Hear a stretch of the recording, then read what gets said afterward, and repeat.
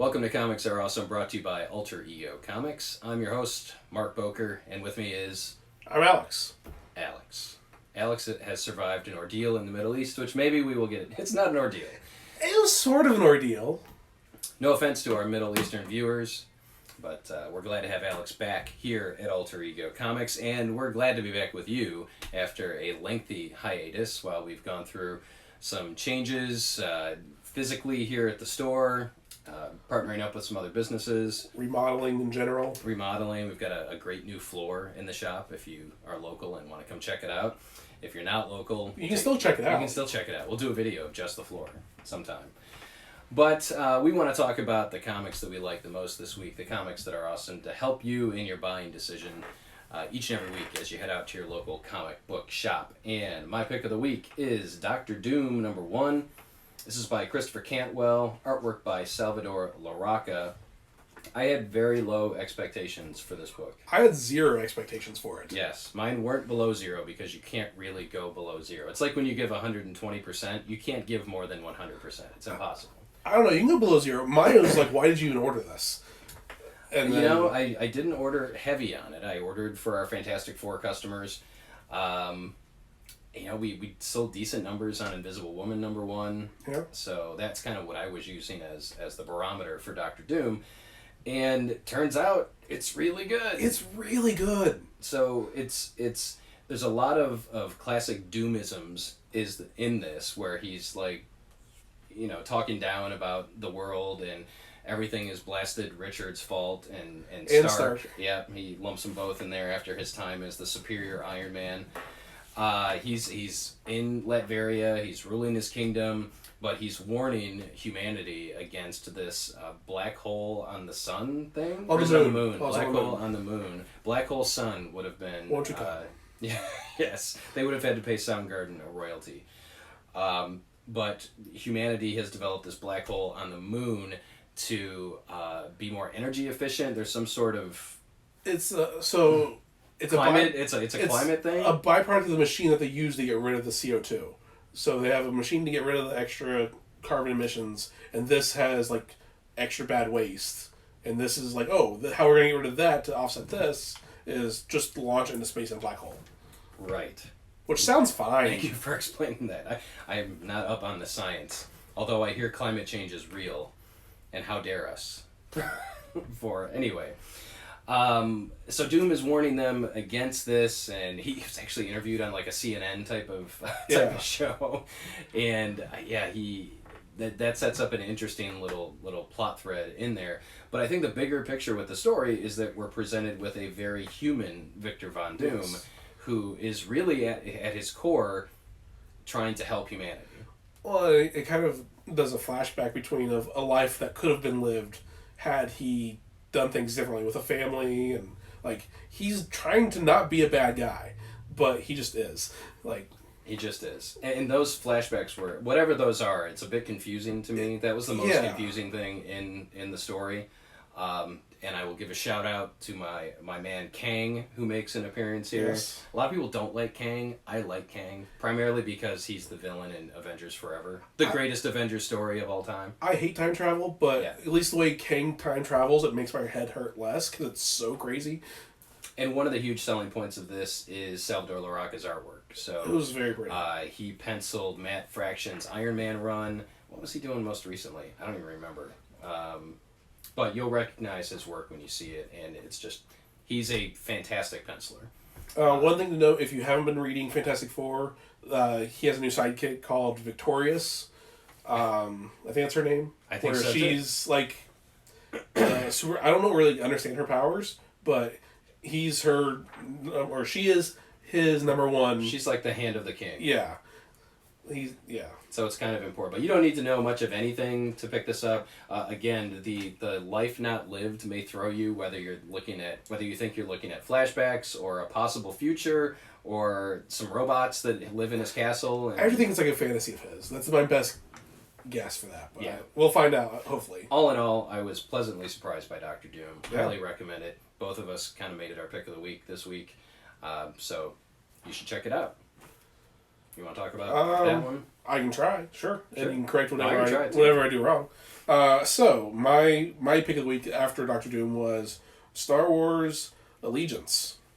I'm terrible at names of people. Ethan Sachs is the writer. Yes, and where's Luke Ross, maybe? Where's the credits on this thing? Maybe at the end? Star Wars. It's gotta be at the end. It's gotta be at the end. I'm pretty sure it's Luke Ross. There we go. It's Luke yeah, Ross. It's actually Luke Ross. These things just stick in my head. I don't know. You remember climate change, yeah. black holes on the moon. I remember storylines, not who makes what. Yes. But this is the first thing we've seen that bridges the gap between The Last Jedi and Rise of Skywalker.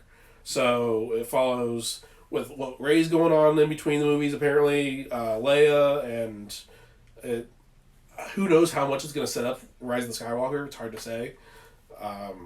But it's nice to see. All right, well, so we have the big parts of the movies, and then, all right, here are some side quests that they do in between. But yeah, I saw that it was, Journey to this. So usually for me, when it ties in with movies, they're kind of awful and pointless. They're usually just recaps. This was actually an original story that progresses the world of Star Wars. And for the fact that it's the first thing that we've seen that has to do with Rise of Skywalker, it's kind of a big thing, I think. And Marvel's been doing this for all of the, what do we call the new movies? We had prequels, we had the original trilogy, and now we have, what? J.J. Abrams. The Abrams trilogy? Abrams saga. So they've done this with all three of the movies. There's been Journey to the Force Awakens, Journey to the Last Jedi, and now Journey to the Rise of Skywalker. And if history has shown us anything, it's likely that there is very little in here that's actually going to be represented in the next film. However, all of those stories were very good, and this is showing us what's going on between the two movies. Yeah. One of the things I really liked about this is that at the end there's some back matter material where they talk about some of the characters that we see in here, and one of them was introduced in Galaxy's Edge, the Galaxy's Edge miniseries, which I believe was also written by Ethan Sachs.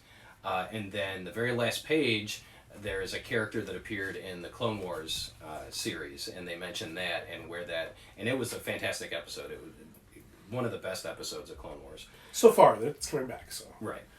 Clone Wars as a whole is just a fantastic show. Agreed. First season is a little blah, like most shows, but it's fantastic. But anyway, we're getting sidetracked a little bit here. But Ethan Sachs has definitely done his homework as far as Star Wars history, previously seen Star Wars characters, and I like how he's introducing them into this Allegiance miniseries. This is a weekly series, by the way. So we're going to get, probably I think it's right 5 issues. No, the movie's right in before, December, that's right. so I believe it's roughly mid-October to mid-November, but Star Wars Allegiance is a weekly miniseries, and it's off to a great start. And for those of you that complain about Rey saying, oh, she so randomly has powers, well, this is where it shows her training and doing some research. Like, she's trying to become more and more of a master. And she's struggling with the revelations from the Last Jedi. So, yeah, who knows? I had somebody ask me today about Rey's red lightsaber in the trailer. I'm like, I don't know. Nobody consulted me on this, but when the movie's out, they don't know. Maybe. Yeah. If it's even in the movie, it's great to tide. This is a great appetizer to tide you over for the main course of The Rise of Skywalker. Now, this next one I didn't read, but you did. I did, yes. The Batman's Grave, issue number 1. By Warren Ellis and Brian Hitch. Yeah, there you go. See, you got this. You didn't need to read it. So this story is it is the world's greatest detective. It shows him trying to investigate what's going on. Of course, the Gotham City police are overwhelmed with everything that's going on. So someone's been calling 911 for 2 hours about their neighbor that has a rotten smell coming from their room, so it's not super important for them. Yeah, excuse you. No, I was calling. Oh, okay. But yeah, I really like to see. I like when Batman is a detective. Sure, he's a great crime fighter and everything else with all the super things, but to see him in the nitty gritty doing like small cases that are usually overlooked, it's a nice change of pace. And he has some of his gadgetry that he copies the crime scene, and he's like. The reason why he does this is not because he relates to the cops and the criminals, but no, he relates to the victims because he is a victim. And that's how Batman got his origin, was being a victim. So that's why he sympathizes with all this. And Yeah, I really enjoyed it. It's only a 12-issue miniseries, and it's weird. Alfred is drinking because he can't handle the problems of being Alfred. So that was fun. That seems somewhat normal, I would Right. say, And Well, we don't really see that before. Like Alfred, no, and Alfred's coping. It's tough to tell new stories with these characters Yeah. that have been around for 80 years that anyone's going to care about, or that it hasn't been told before. So, Ellis and Hitch, for those of you that don't know, were the creators of The Authority over at DC Comics, or Wildstorm, I should say. So their Authority run is highly revered by many in the comic book industry, and to have them back together working on a book is kind of a big deal. So 12 issues, I imagine it's monthly, so we're looking at a year for this one.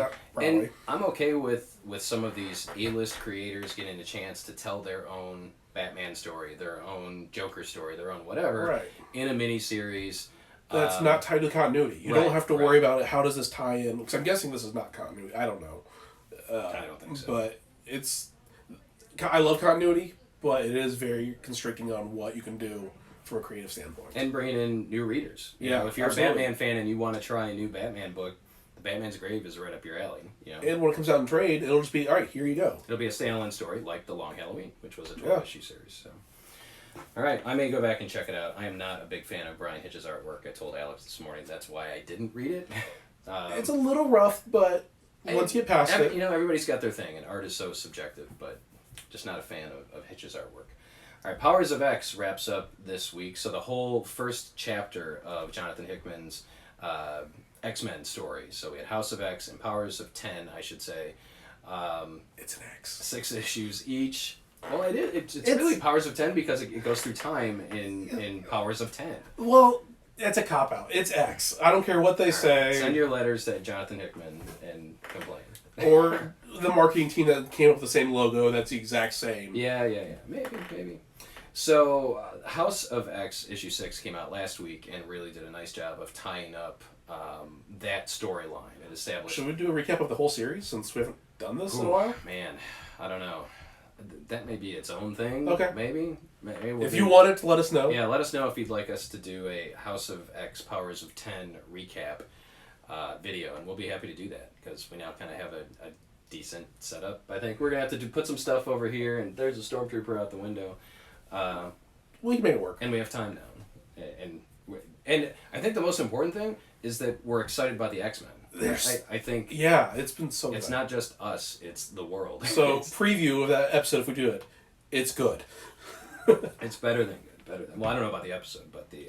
Right, yes. The comics are good. So Powers of 10, number 6, wraps up that 12-issue introductory arc, which is going to lead into the Dawn of X titles. So that's X-Men is out next week, which is also... Hickman is writing X-Men and the first arc of New Mutants. So X-Men New Mutants, we have Marauders, Excalibur, and Fallen Angels, which is a throwback to the 1980s New Mutants miniseries, Fallen Angels, and then X-Force. X-Force, that's the other one. And then they announced at New York Comic Con there is going to be a new Wolverine ongoing series coming out of this in January, February. Who was surprised by that? It's written by Benjamin Percy, who did The Long Night, the one that we really liked, the podcast that became a comic. So I'm really excited about that, and I think Percy's also writing X-Force, and he's a really solid writer. So, bottom line with this is if you've been reading House of X and Powers of 10, the last chapter is out. I don't want to say too much about it, but there's a revelation. There are revelations. It's just been so good. It's the first thing I read every week. For me, it's the last thing I read because I know I'm going to enjoy it. You want to leave a good I'll taste. Leave a good taste. All right. Well, you didn't read this one, but I did because I've been reading Bendis' Superman from the beginning. Superman number 16 it reunites John Kent and Damian Wayne, Superboy and Robin, after Superboy has been traveling the stars with his grandfather. Aged up. Yeah, Jor-El, who somehow survived the explosion on Krypton. I may have to go back and read Bendis' Superman run again. But John has aged approximately 6 or 7 years, so he's like 17, 18 now. He can be a Teen Titan now. Yes, he is taller than Damian. and is considering joining the Legion of Superheroes in the 31st century. And we get the answer to that question of will he or won't he at the end of this issue. This is written by Brian Michael Bendis, as I said. Artwork is by David LaFuente, who actually was a collaborator with Bendis on Ultimate Spider-Man. I will say that the art is not for everyone. I was on Twitter last night, and another retailer was really not thrilled with the artwork in this book. It kind of grew on me as I went through it, though. But I was familiar with LaFuente's work on Ultimate Spider-Man, and really, it's Bendis' storytelling that's going to pull you into this one way or the other. The whole book is basically a Super Sons reunion. So if you were a fan of Peter Tomasi's Super Sons book, or if you like either of these characters, this might be the last chance to see them together as a team for quite a while. You want to talk about this one? Sure. So this is Amazing Fantasy 15. Yes, the Amazing Fantasy 15. Not the actual. Well, it is, but... But this is this facsimile edition. Did I say? The facsimile edition. Facsimile. Which means... means... facts to us. All the ads, the original ads, those in the original book and everything, they haven't changed the art or anything. They just made it look brighter and more colorful. It's on better paper stock. Yeah. And that's an interesting side note, since we haven't done a video in a while. The DC is now doing facsimile editions, but they're using newsprint. Marvel is using the higher quality paper stock. So your mileage may vary, whatever you prefer. Right. Some people prefer newsprint on the older comics, but I kind of like how the colors pop and you get more bang for your buck. If you're like me and you will never be able to afford the original copy, then this is great. Just add to your collection. Like I said, it has everything that's there other than it changes the price and there's a barcode on it. But other than that, it's the exact same thing of what was originally in there. If nothing else, I like the thrown in old school ads that are there. I wonder how many of these are still valid. You can mail away for a pet rock or 3D specs. What else we got here? A bike windshield. Oh. That is messed up. But yeah. Learn how to throw your voice. On the back, you can make at least $50 or $100 or even $200 in your spare time if you're lucky. You can get an exploding hand grenade for 75 cents. See it? An atomic smoke bomb.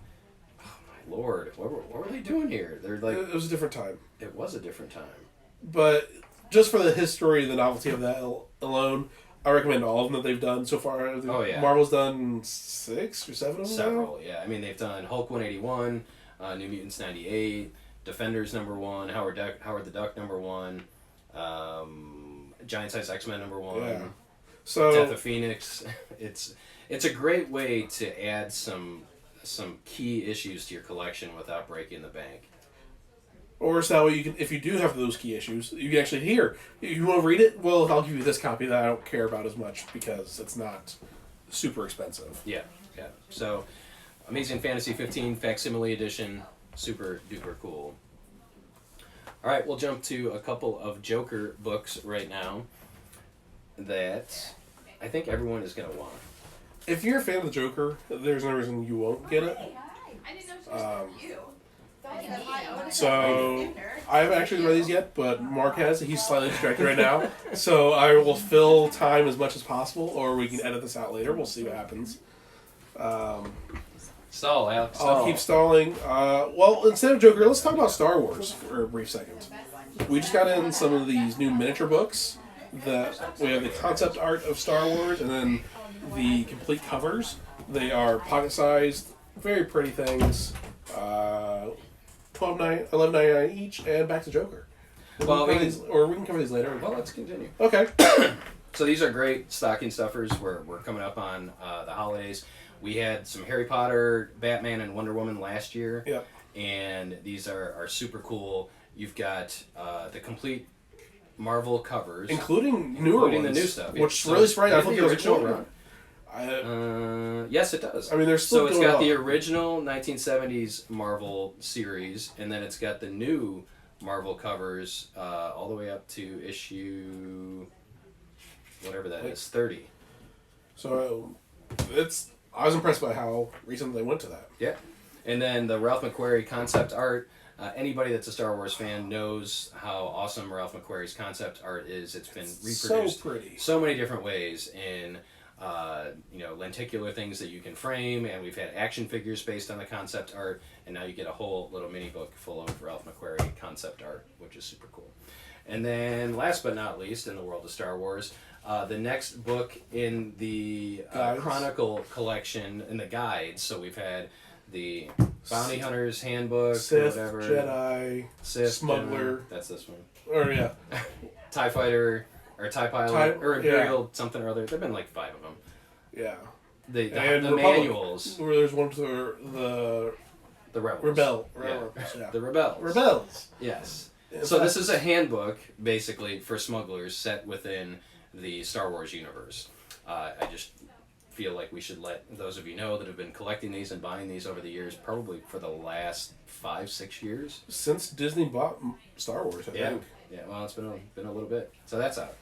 Okay, so we'll wrap things up with... actually, we're not going to wrap things up with Joker. We just love Joker and other things. We've got Joker. Year of the Villain, Joker one-shot. So, first off, Joker is huge news now because of the Joaquin Phoenix movie that was #1 at the box office that seems to be polarizing the comics community.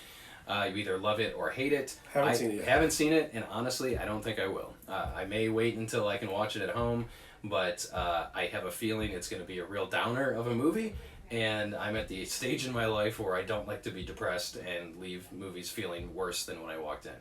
So, that's just me. I also don't like Taxi Driver, for those of you keeping score. So I've heard this a lot compared to a modern-day Taxi Driver. That's even more incentive for me not to see it. If you've seen it and you love it, fantastic. I've heard, again, Joaquin Phoenix is going to be an Oscar contender, probably because of this. So yeah, great. Just watch it with a bottle of scotch. Maybe. It would be funnier, probably. Anyway, back to the Joker. So back to Year of the Villain, the Joker. This is co-written by horror master John Carpenter, the guy that gave us Halloween, the guy that gave us other horror stuff, but the Thing remake, not a horror movie, but Big Trouble in Little China, all kinds of Escape from New York, basically any movie that Kurt Russell made in the 80s. John Carpenter co-writes this story with Anthony Birch, who I believe was his co-writer on the Big Trouble in Little China books over at Boom Studios. And artwork is by Philip Tan. Yes. Joker breaks out of prison with one of his hench people, and they basically... I can't tell you too much without spoiling the premise of this book, but it involves them going to a convenience store and buying Halloween costumes. And you just have to go from there. I found it very enjoyable. Again, it's not uplifting. It's very depressing. It's the Joker. The story is told from the viewpoint of his sidekick, and I just think it was done really well. It's a one-shot, done in one, so if you're a Joker fan and you're looking to get your Joker comic book fix, Year of the Villain, the Joker is the way to go. And I think, again, the big selling point is that John Carpenter has co-written this, and he has a pretty decent following out there. Yeah, I don't know anyone that hasn't at least heard of it. We had a lot of holds for this in advance, more than I've seen for a Year of the Villain title, of any Year of the Villain title, so I expect... I think he's the strongest one. I mean, I don't know. Oh, yeah. Well, I mean, Lex Luthor's pulling the strings. Yeah, but... we haven't gotten the Batman Who Laughs one-shot yet, either. Yeah. I don't know, just in terms of main DC villains, I think he's the biggest DC villain, is Joker. Yeah. Well, considering Batman's the biggest hero. Right. We could argue about that if you want. But sales figures don't lie. Batman has been the bestseller for decades. Also, we have a new Black Label miniseries called Joker Harley Criminal Sanity. This is written by Cami Garcia, artwork by Miko Suyan, and Mike Mayhew. Am I getting this right? And the full names are on the front, so it's easy to look up. Yeah. It's great. So, I question DC's judgment in releasing another Harley Quinn Black Label book 2 weeks after Harleen, which was excellent. Both of us had it as our pick of the week here in the shop. So, DC, you may want to get your publishing schedule in order because I don't think it's a wise move. Having said that, I did enjoy the book, and it's basically Harley as a present-day profiler working with the GCPD and Gordon to track down a serial killer, but they are also dealing with a cold case that involves the Joker. So this is kind of like an Elseworlds if I had to compare it to something, because there are elements, there'll be recognizable characters in here that are different from their traditional DC Universe Like characters. her roommate. Right. I don't want to spoil it, but Right. The artwork by here is very photorealistic. Some people may like it, others may not. I love the artwork. It's beautiful. Okay. Like, it's the best thing, in my opinion, the best thing about the book was the artwork on it. It is thin. Let me tell you, this is It's a regular price. compared to, it's $5.99, Is it? but it's oversized like the other Black Label books have been. But to have Harleen come out 2 weeks ago as 76 pages, and then this as 32 pages or whatever it is, it might put you off, but it's a solid read. You know, it's not a quick read, even though the page count is the size of a regular comic, roughly. If you're into crime noir, I think you'd really dig this. If you like Law and Order, this has a very Law and Order feel to it. And I'm really curious to see, we don't see much, if any, of the Joker in here. I'm really curious to see how Garcia presents the Joker. This is a 9-issue miniseries, so it's going to be a long haul. And I hope that they can keep up the level of quality that we've seen in the first issue, because I was, again, pleasantly surprised. Well, we'll see if they can keep release dates. Yeah. I mean, that's always important. Last but not least, just a public service announcement that DC's been publishing some 100-page giants recently, and this week we get a Batman 100-page giant and a DC Villains 100-page giant.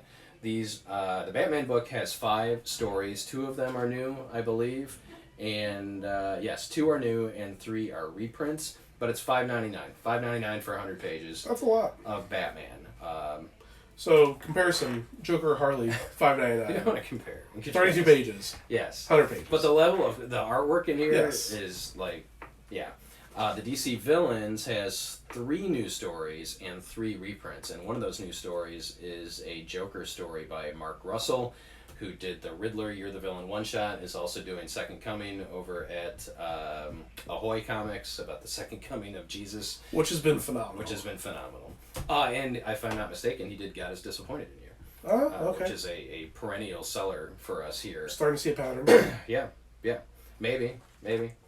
So if you're looking for some airplane reading or just something to curl up with as we get into the fall evenings, the fall weekends. Or stocking stuffers. Yeah, I mean, or that's stocking stuffers. a great gift. 100-page giants are, there's no expiration date. I'm sorry, they're $4.99. I said $5.99. They're $4.99. So The Flash came out last week. We've got a Scooby-Doo one, which is fantastic for kids or anybody that loves the traditional Scooby-Doo. So keep an eye out for these when you go to your local comic shop. The 100-page giants from DC are pretty darn awesome. So that is it for our return to talking about this week's comics. Return to internetism. Return to internetism. Alex returned to the United States. Yes. We returned to talking about comics that are awesome. My beard's longer than last time I was on. Probably, yeah. They're going to compare and contrast. So we appreciate you watching. If you enjoyed this episode and you want to see more, let us know in the comments. Also, give us a thumbs up, like the video, subscribe. If you're listening to the podcast, make sure you subscribe to the podcast. And feel free to send any questions our way. We'll be happy to get to those in future episodes. Thanks for watching. We'll see you again real soon.